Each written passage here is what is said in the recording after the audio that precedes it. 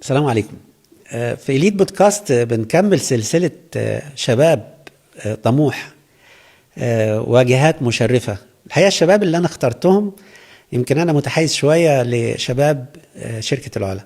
شركة العلا هي طبعا المالكة لمجموعة مدارس إليت الدولية وإليت انترناشونال وإليت ناشونال ومعهد النخبة الأزهرية. بدأنا 2018، كان معايا مجموعة من الشباب الحمد لله. أنا هذكرهم طبعا، أنا ذكرتهم في اللقاء السابق مع الباشمهندس عبد الله جلال ومحمد البحيري، والله يرحمه الباشمهندس محمد عيد أدري، نقول إيه مس نورة فراج على طول. نورة على طول ولا مس نورة فراج ولا نقول إيه يعني، حضرتك تقول اللي عايزه. فطبعا من مؤسسين شركة العلا. شرف لي. بدأنا 2018. كنت سوشيال ميديا سبيشالست، بس فوق الامر انت ما كنتيش سوشيال ميديا سبيشالست خالص، كنت بعمل كل حاجه. انت كنت ماسكه الشركه، يعني ممكن حقيقي. كنت اقول يعني ايه اوفيس مانجر، كل حاجه. وطبعا كان يعني انا متذكر جدا. الاول ارحب بيكي، ازيك؟ اهلا بحضرتك يا مستر. عامله ايه؟ الحمد لله تمام. تمام. مشرفانا النهارده في إليت بودكاست. ده شرف ليا يا فندم والله. طبعا انا متذكر جدا انك انت كنت فعلا الشركه، احنا كنا الاربعه اول ما بدانا مع بعض كلنا، احنا اللي اسسنا. كانت زي ما انا ذكرت قبل كده ان هي كانت في موجوده لغايه دلوقتي في نفس الكلام في شارع الجمهوريه، بس تتغير، بدل الدور الاول بقت في الدور الرابع دلوقتي. فبدانا الحقيقه كلنا كان كل الشباب اللي بعد كده كل واحد راح في طريق وكل واحد خد طريق، بس انا اللي ملاحظه ان كلكم، حتى المرحوم محمد عيد ربنا يرحمه رحمه واسعه، باشمهندس محمد كان برضه مؤسس عنده شركه. كلكم دلوقتي بقيتوا اصحاب. كان شريكك برضه فتره من فترات يعني. هنحكي في الكلام ده كله. الاول نتعرف عليك الاول، مؤهلاتك، ونتعرف برضه على الاسره وعلى بابا وبيشتغل ايه وعلى ماما وتاثيرهم معانا. كل ده في الاول كده نتعرف عليك كشخصيه، لان كتير يمكن ما يعرفش نورة فراج. اهلا بحضرتك يا مستر. هي طبعا الشهرة نور. نور، الشهرة نور، بس البطاقة نورة. لا نور، ماشي خلاص. انا نورة فراج. نورة ولا نور؟ ما احنا اتفقنا ايه يعني، مش عارف انا هتلخبطينا ليه. طيب هي ليه الاسم ليه قصة، بس هي عموما نورة في البطاقة الاسم الرسمي، ونور هو اسم الشهرة يعني، والناس هي اللي حتى على الفيس نور. ده حقيقي، ده وغيرته مؤخرا كمان، انا كنت نورة زمان. تمام. فنورة فراج. انا تخصصي حاليا ماركتنج اكسبرت، ليا 14 سنه شغاله في المجال، وبشتغل معيده في معهد تكنولوجيا المعلومات ITI، وبدرس في رواد مصر الرقميه اللي هي تبع وزاره الاتصالات برضو. بس نبدا من الاول خالص. انا عاوز بصي، احنا اول شغل كان ليكي معانا في الشركه، هل ده كان اول شغل؟ اتخرجت بحاجه بسيطه يعني، اتخرجت ده كان كترشيح من محمد البحيري. ده حقيقي، ده حقيقي. احنا في الاول خالص يعني، انا بعد ما انا اتخرجت 2013 اشتغلت يعني في برنامج كده اخدته، كان تبع اسمه ايديو ايجيبت، ده اسسني از بزنس انجلش في الحته بتاعت البزنس انجلش والسوفت سكيلز، وخصوصا الكاستمر سيرفيس. في ده بعدها رحت اشتغلت في فودافون، يعني خدت فتره كان وقتها الموضوع صعب ان حد يشتغل في شركات زي دي، كنت من الناس اللي اترشحت بعد البرنامج ان اشتغل في فودافون. المفروض البرنامج ده كان بيأهلنا لكده. بعدها مهم جدا على فكره الدراسه اللي بعد الكليه. ده حقيقي. هي بص، انا دايما بقول حاجه، بقول واحنا بنتخرج من الجامعه بنبقى واقفين صف واحد كده، كل حاجه زياده بتاخدها زياده عن دفعتك، فحضرتك بتطلع خطوه لقدام، هنا تبدا تتفرق عن دفعتك، وهنا تبدا تتفتح لك فرص جديده. البرنامج ده غير لي مسار حياتي وعرفني على حاجات تانية انا ما كنتش عارفه انها موجوده في الحياه. انا فاكره اني اول ما اتخرجت انا كليه اداب فرنساوي، انا اصلا خريجه اداب فرنساوي. انا برضو بقول انت مش اساسا مش ITI أنا ولا اساسا اداب فرنساوي. وفاكره وقتها ما كنتش بفكر غير في حاجه واحده، هو انا هطلع يعني انا بشغفي مش يعني انا احب ادرس، بس ما كنتش حابه فكره اني ابقى مدرسه في مدرسه. فكان سؤالي هو انا هطلع اشتغل ايه؟ سبحان الله في سنه رابعه كان البرنامج ده معمول، كان اسمه ايديو ايجيبت. كان معمول لطلاب اللغات، كليات اللغات، بندرس فيه 6 شهور، قعدنا ندرس بزنس انجلش سوفت سكيلز. البرنامج ده هو اللي أهلني في جزء مختلف تماما عن دراستي. انت عملتي تغير تام في مستقبلك بالبرنامج ده. جذري. بس البرنامج ده كان في النهاية لغة، يعني أنا كنت لغة وداخلة لغة، ما فرقش كتير، بس اهلني ان انا اشتغل. كان وقتها فكره انك تشتغل في شركات الاتصالات خصوصا في محافظات الصعيد في الاقاليم ده شيء مش سهل. وكان وقتها الدنيا في الاول كانت صعبه، ومن الشركات الام والموضوع كان صعب. اتعينت فيها، بعدها عرفت من البرنامج ده وانا في فودافون حاجه اسمها ITI. ده معهد تكنولوجيا المعلومات. على فكره انا دايما بقول للشباب يعني اي فرصه تجي لك للعمل، صح، حتى لو انت شايفها مش مناسبه ليك، هتفتح لك مجال تاني، هتقدر تبص تلاقي نفسك دخلت في حته تاني. صح. قد تكون انت مش عارفها اساسا. صح. فروحت داخله في الكورس ده. ده مش كورس، ده معهد ليه فروع على مستوى الجمهوريه. وكان الفرع الوحيد اللي في الصعيد هو في اسيوط. يعني احنا عندنا الفرع الرئيسي في سمارت فيليج، القريه الذكيه في القاهره، وبعد كده محافظات في بحري واسيوط بس اللي فيها فرع. ده برنامج، يعني هو مش برنامج، هو بيبقى مده دراسه مدتها 9 شهور. دي منحه بيقدم فيها ما يقارب من 15,000 متدرب طالب على مستوى الجمهوريه. بياخدوا منهم 1000 كل سنه. الدراسه برمجه، يعني دراسه البرنامج حاسبات. ده توقف مش شغال دلوقتي؟ لا ازاي؟ صح، انت بتدرسي فيه؟ انا بدرس فيه. احنا دلوقتي الفروع زادت، يعني النهارده سوهاج فيها فرع في الجامعه قدام كليه هندسه. دلوقتي كل محافظه بقى فيها فرع. اسوان هنا فتحوا فروع في كل مكان. بس الدراسه دي اللي هي 9 اشهر هي كام ساعه؟ لا هي فول تايم، هي 9 شهور 9 شهور. احنا كل يوم شغالين. لا مش حضرتك، الطلبه.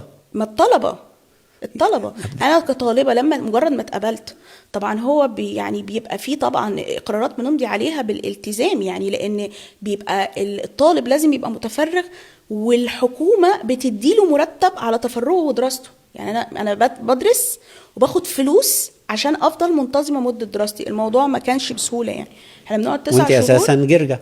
وانا اساسا كنت ساكنه في جرجا وقتها. بس انا دراستي كانت في اسيوط. انا قعدت سنه في اسيوط بسبب الدراسه دي. يعني اصلا فكره ان انا اتقبلت ده كان من ضرب المستحيلات. نيجي بقى هنا بقى دور بابا. طبعا بابا ما ننساش طبعًا. يعني طبعا اكيد. اقول له بعبا وماما اكيد ما كنتش عارفه اعمل حاجه من الامانه. هم يعني يشجعوكي انك تروحي وتدرسي وتعملي، مع انك انت كنت اداب فرنساوي هنا في سوهاج. وغير كده انا كنت في فتره 2013 هي الناس كلها البلد كلها شايفين ضرب من الجنان. يعني ايه واحده خلصت جامعه وبعد الجامعه رايحه تتغرب في محافظه تانية تدرس حاجه الناس مش فاهمه هي ايه؟ ده برضه قبل ما تشتغلي في الشركه؟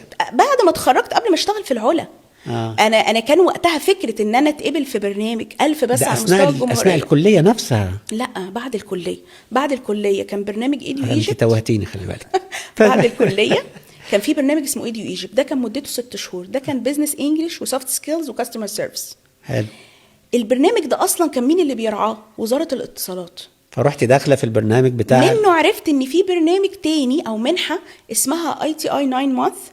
دي بندرس فيها برمجه، مجالات برمجه وفريلانسنج. كان وقتها محدش يعرف يعني ايه فريلانسنج اصلا، يعني تشتغل من البيت وتاخد فلوس. الناس كانت بتتريق، وفي ناس كانت بتحس ان ده في سكه غلط في الموضوع. وفكره برمجه وانك تبقى طالب كليه عاديه تشفت بالشكل ده كان فكر لسه طالع. حلوه تشفت دي، تعمل شفت. ايوه ما بلاش يعني خلاص، يعني ما تلخبطناش الانجليش بتاعنا وانا بقى معروف يعني. نعمل شفت، احنا في إليت هنا. صح. بس فهي لما وقتها انا عرفت ان البرنامج ده، وكنت جربت اول مره اقدم فيه. انا كان ليه اختبارات، يعني لازم تعدي بسلسله من الاختبارات، يا اتقبلت يا ما اتقبلتش. 1000 من 15,000. ايوه. اللي حصل ان هو لقيت يعني اول سنه قدمت فيها انا سقطت، ما اتقبلتش. كرامتي ونقحت وجعتني يعني. اكيد. فقررت اني اقدم مره ثانيه واذاكر. انا عارف شخصيتك. خلي بالك عندك الموضوع ده ايه؟ تحدي. والامانه ده وراثه من السيد الوالد يعني. فكره الهدف والتحدي ايه؟ بابا مستشار قانوني. يعني هو كان مستشار قانوني في الكويت. وبعد كده مؤخرا يعني هو هنا صاحب اعمال يعني، بس مش في سوهاج يعني. مش في سوهاج، في القاهره. لا يبقى نجيبه معنا في البيزنس. ان شاء الله.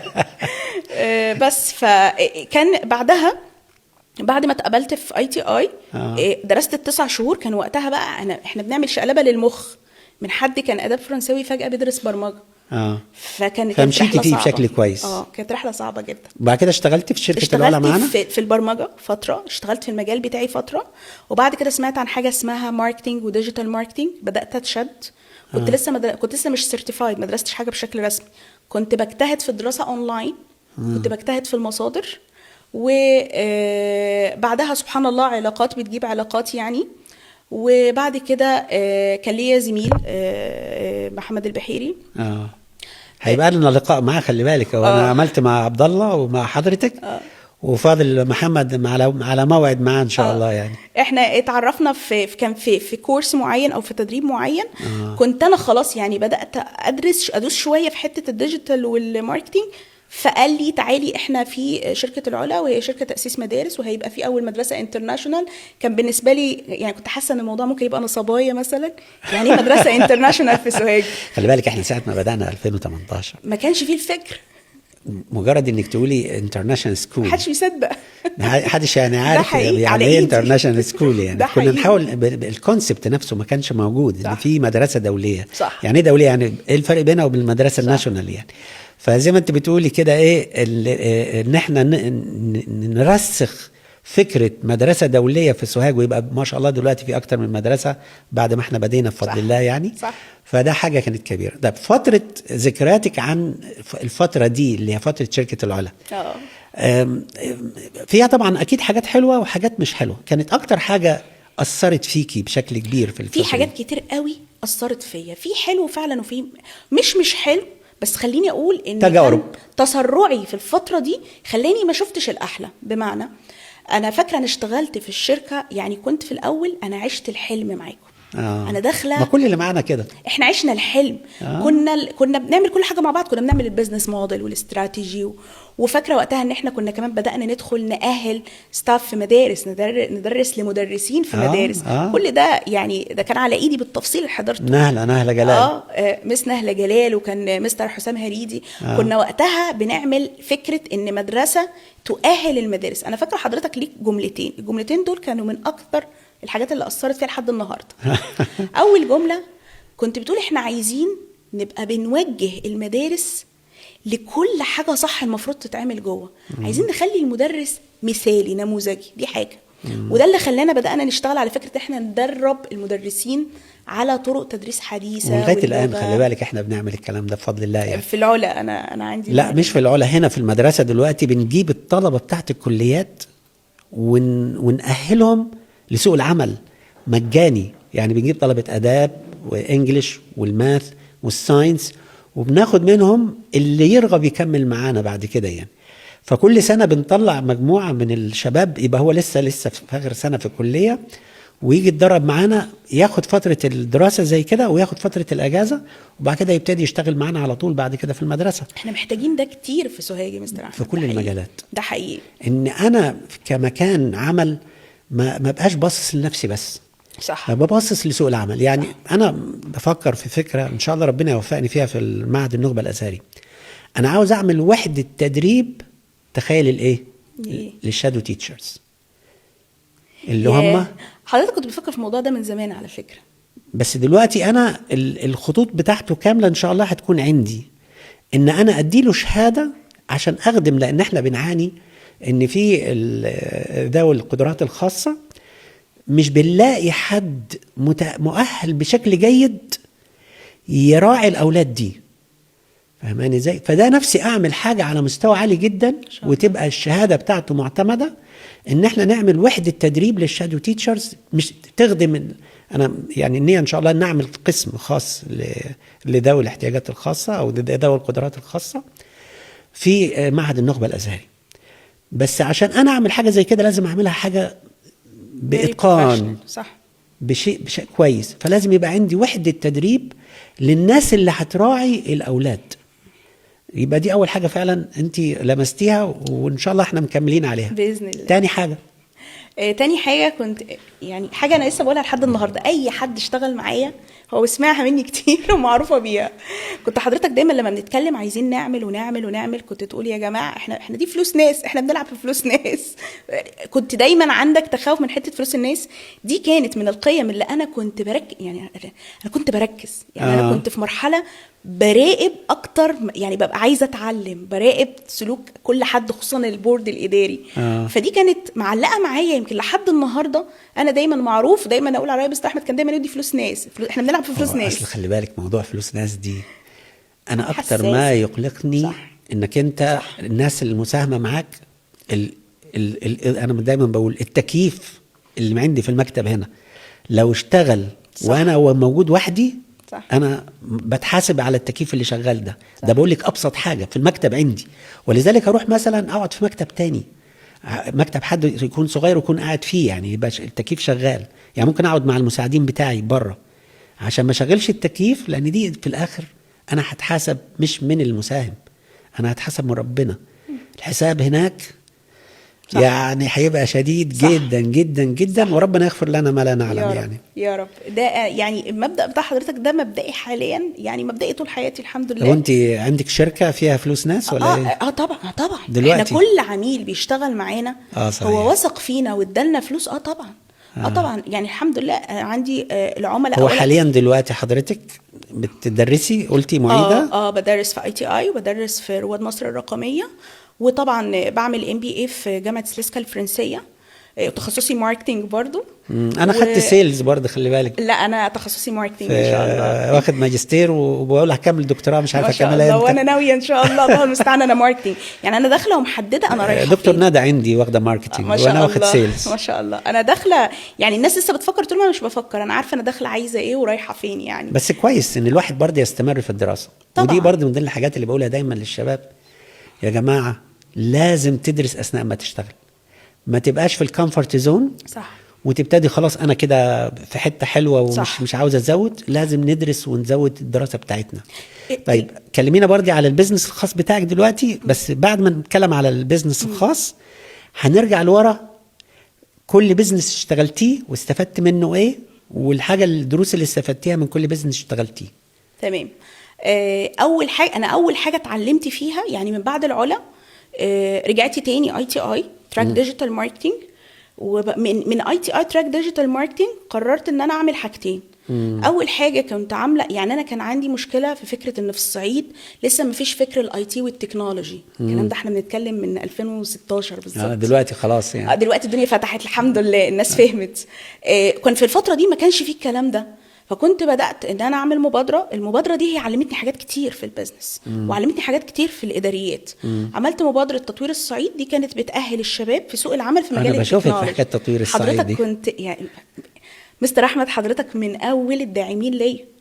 يعني حضور حضرتك الايفنتات، الفيديوز اللي كنت بتعملها لي للدعم فور سبورت. لا حضرتك من اول الناس اللي وقفت جنبي في الموضوع ده. طبعا كان من ضرب المستحيل. بنتنا يعني بصراحه ده حقيقي. ما فيش حاجه طلبت حضرتك فيها يعني ما كنتش جنبي فيها وواقف معايا وبتدعمني فيها. خصوصا المبادره دي لن انسى كل شخص وقف جنبي فيها، لان انا فاكره كميه الرعب اللي كنت فيها. كانت اول حاجه ببداها، وما شاء الله الحمد لله فرقعت. تدربنا، احنا كان بيقدم معانا 1000 متدرب، احنا دربنا في مدار الدفعتين اللي عملناهم ما يقرب من 500 متدرب طلعوا بشهاده على مجالات IT. هو بيختار مجال من المجالات، شباب، برمجه، شباب وخريجين برمجه، ديزاين، ديجيتال ماركتينج، كل ما له علاقه بالIT اندستري. وقفت المنحه. كنت وقتها بقى بدات بيزنس، يعني بدات بقى اتعلم في شركه فعليه. كانت الشركه الاولى كانت بداتها مع شركاء، يعني كانت في مجال الميديا برودكشن، وبعد كده بقت في مجال الديجيتال ماركتينج. دي بقى كانت اول شركه فعليه مسجله بالشراكه، وعملنا شراكه مع المعونه الامريكيه. قعدنا 6 سنين، يعني اشتغلنا على ما يقرب من كتير والله 60-70 عميل بره مصر وجوه مصر، وكنا في شراكه رسميه مع المعونه على اننا انا يعني لما في الحوارات اللي زي كده ما بحبش اتوه. فانت يا اما تقولي لي تواريخ، يا اما تقولي لي اخر، لا يا اما اخر حاجه، يعني دي اخر حاجه ولا اللي قبل الاخيره؟ لا دي اول شركه رسميه مسجله بداتها فيها. يعني ده كانت انت شركتك الخاصه؟ شركتي الخاصه. يعني هي كانت مبادره تطوير الصعيد، دي مبادره مبادره اخدت بس اعتمادها كمبادره. ما كانش ليها دعم مادي، يعني هي كانت مجهودات ذاتيه.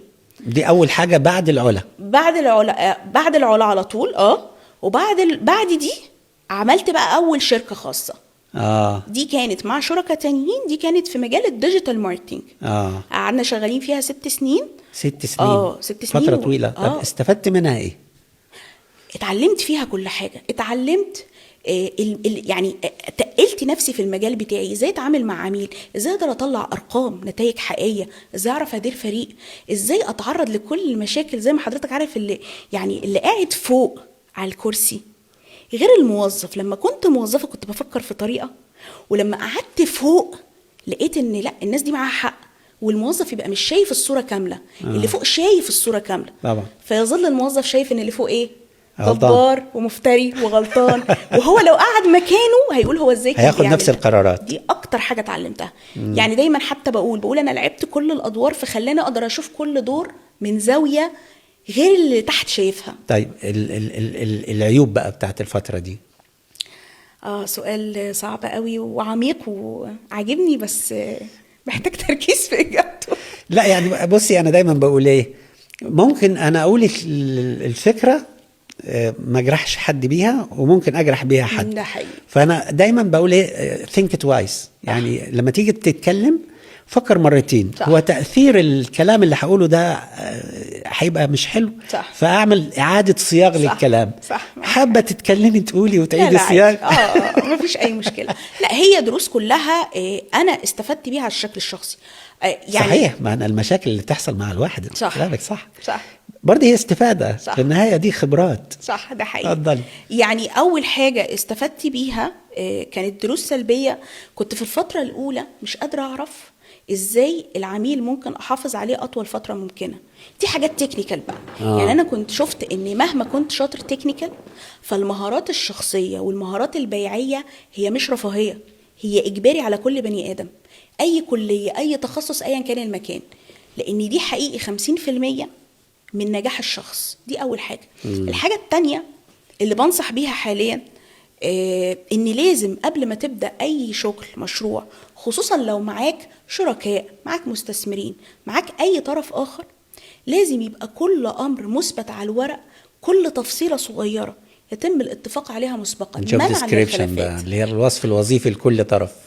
مش بس وصف وظيفي، ده كل تفصيلة ممكن تعمل خلاف تثبت على ورق منعا للخلاف. لكن فكرة ان احنا نبدأ بيزنس بحب وبالمحبة، اللي هو كده زي ما تيجي يلا بينا بالبركة، ونسيبها زي ما تمشي، ونتخبط في المواقف في النص، دي من أسوأ الحاجات اللي ممكن حد يقع فيها. ده حقيقي. في حد يعني قال ايه، اللي ما اتكتبش ما اتقالش. صح جدا. يعني لازم جداً. انا وانا بتفق في اتفاقات، لازم كله يبقى مكتوب. صح. ودوكيومنتد. صح. على اساس ان ايه، الكلام اللي بيتقال ده ممكن يتنسي. صح. ممكن يروح في السكه يعني. لا، والناس في الاول بتبقى مختلفه. يعني الناس كلها بتبقى لطيفه في الاول مع الصدمات والمواقف الصعبه اللي بتيجي والازمات اللي بتيجي على اي بزنس.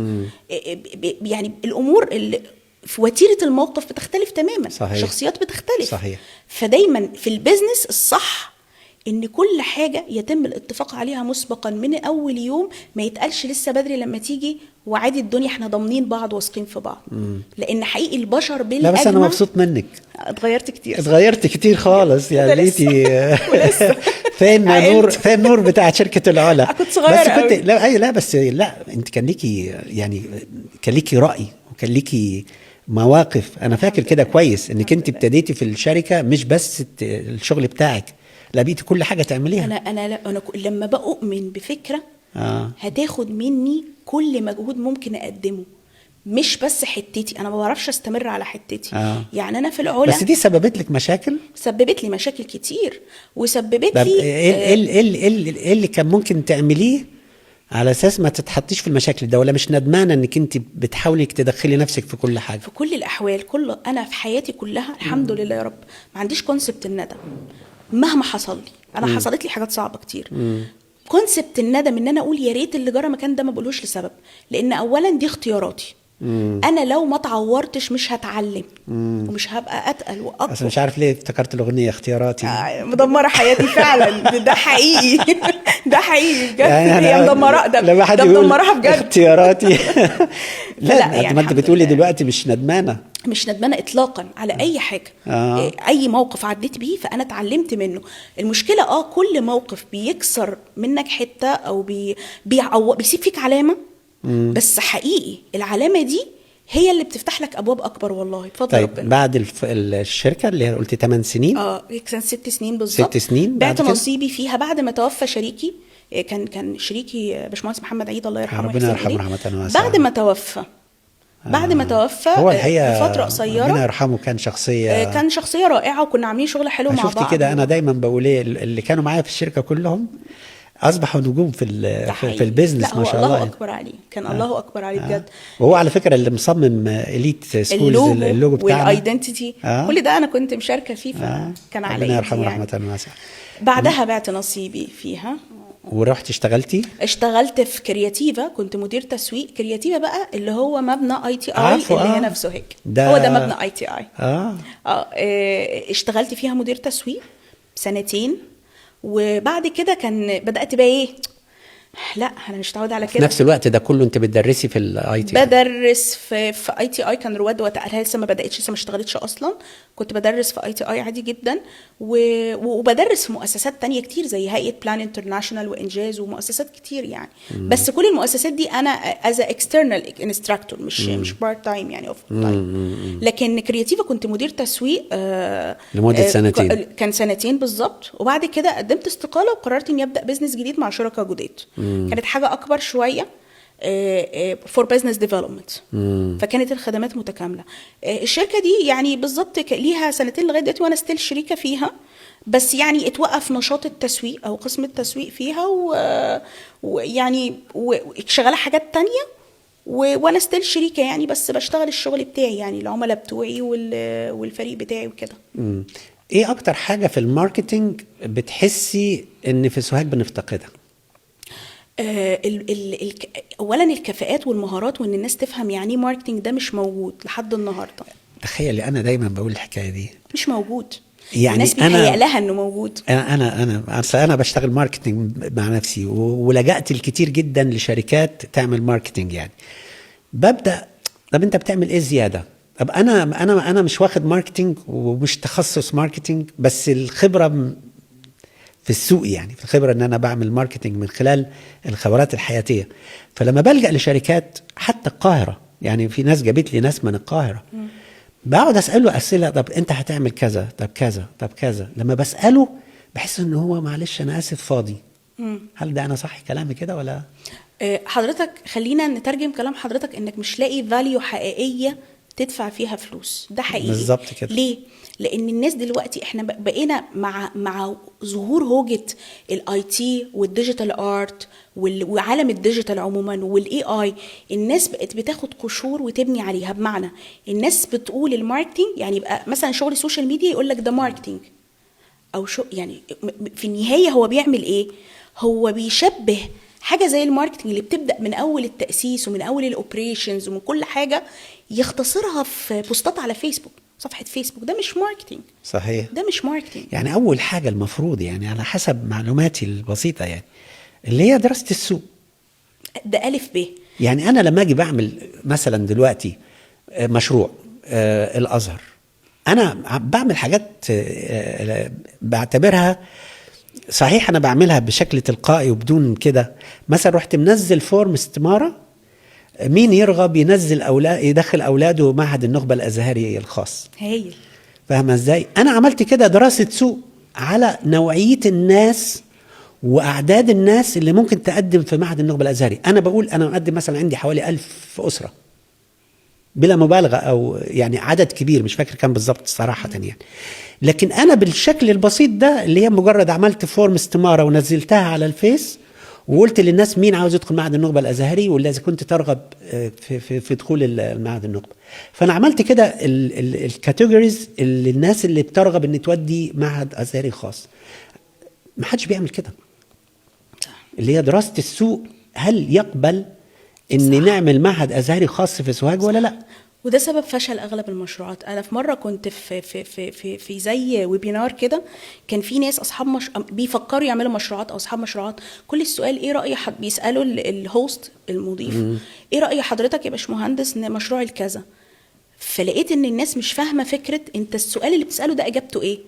بنسمي حاجه اسمها ماركت ريسيرش أيوة. ادرس السوق، بعد كده ماركتنج ريسيرش، ادرس بقى منافسين ومين مستهدف والقصص دي اللي حضرتك بتقوله ده.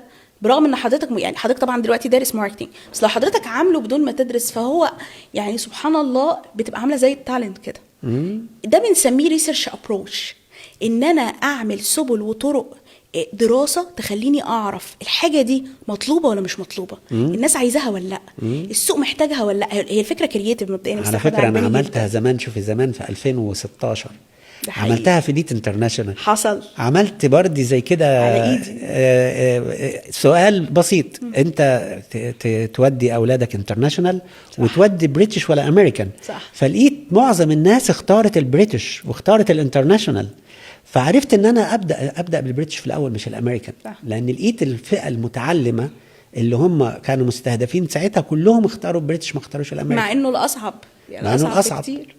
بس فالحقيقه الواحد بيعمل حاجات يعني الحمد لله هي فضل من الله. ودي يعني الصح والله يا مستر احمد. للاسف هتلاقي ان محدش بيعمل ده هنا الناس بتشمر وتدخل على قسم الدعايه والاعلان اللي هي ناس عارفاه مسمى دعايه واعلان. الرتوش الاخيره في النهايه في شغل في الباك جراوند الناس ما بتبقاش عارفه عنه حاجه، هو ده اللي بيطلع النتيجه. صحيح. فدايما العملاء مشكلتها، دايما بقول المشكله عندنا في الكفاءات، الناس مستعجله تشتغل وتجيب فلوس وهو مش مؤهل لده، ودي مشكله. الحاجة التانية الناس مش فاهمة، عارف كل ما العميل يفهم كل ما السوق هيبقى يتطور بيعمل أفضل. فلتريشن نفسه بنفسه. ده حقيقي. هو بصي انا اللقاء هو المفروض طبعا نص ساعة، انا مش عارف مرت ازاي. على كل حال طبعا انا سعيد جدا جدا جدا بلقائك النهارده. ده شرف لي. انا دايما ببقى فخور بالتعامل مع الشباب. ليه؟ انا بمتص من روحكم يعني، ربنا يبارك لكم ولذلك الناس بتقول لي انت قاعد شباب ليه؟ عشان دايما بحكي مع الشباب يعني. واحنا بنمتص من خبره حضرتك يا مستر. انتوا نموذج الحقيقه مشرف جدا، وانا سعيد جدا بلقائك النهارده. انا اسعد يا مستر. شرفتينا. وبالتوفيق يا رب ان شاء الله في معهد النخبه الازهري، يعني إن شاء الله فكره رائعه بصراحه. ان شاء الله. شكرا. شكرا.